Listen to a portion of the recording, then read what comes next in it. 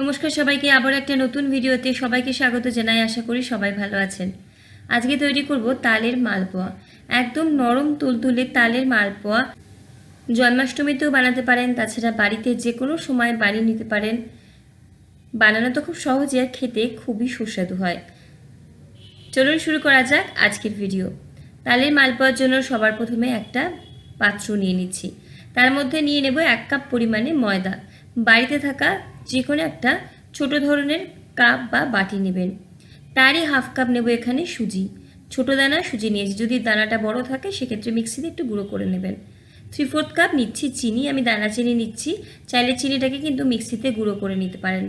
এর সাথে এখানে দিয়ে দেব 1 চিমটি মতো নুন। শুকনো উপকরণের সাথে এখানে দিয়ে দেবো তালের পাল্প।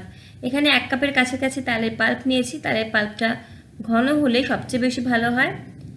এবং সমস্ত কিছুকে প্রথমে হালকা হাতে মিশিয়ে নিয়ে আমি নর্মাল তাপমাত্রায় থাকা লিকুইড দুধ নিয়েছি, আগে থেকে জাল করে রাখা দুধ। সেই দুধটা অল্প অল্প করে দিয়ে একটা ঘন ব্যাটার তৈরি করে নেব। অল্প অল্প করে দেবো, একটা ব্যাটার তৈরি করব, কারণ খুব বেশি কিন্তু পাতলা করছি না। সুজি আছে, সুজির ফুলতেও সময় লাগবে, একটু ঘনর দিকে কিন্তু এই ব্যাটারটাকে করব। তো ভালো মেশানো হয়ে গেলে মিনিট 2 থেকে 3 মতো ভালো মতো কিন্তু মিশ্রণটাকে ফেটিয়ে নেব। মালপোয়ার স্বাদ বাড়ানোর জন্য চাইলে এখানে কুচি করা নারকেল দিতে পারেন, বা মৌরি শুকনো খোলায় ভেজে নিয়ে একটু হালকা থেতো করে বা হালকা গুঁড়ো করে দিতে পারেন। এখানে আমি একদম সিম্পল রেখেছি।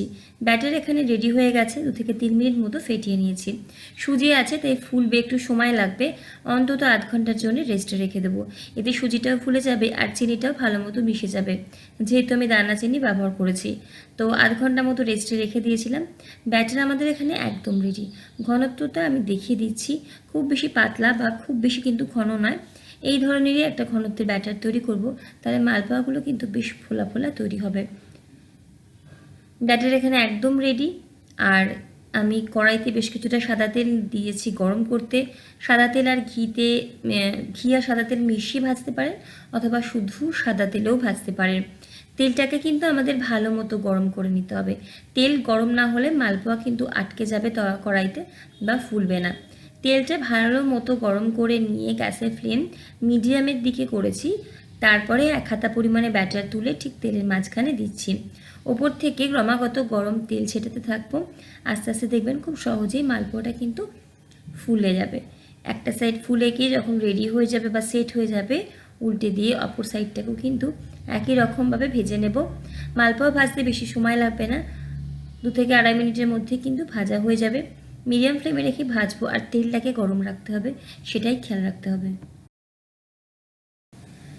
যে কোনো মালপোয়া বা পিঠে বলুন, প্রথম দিকটা দেখবেন একটু একটা দুটো খারাপ হয় বা খুব একটা ভালো হয় না, তারপরেগুলো কিন্তু খুব সুন্দর হয়।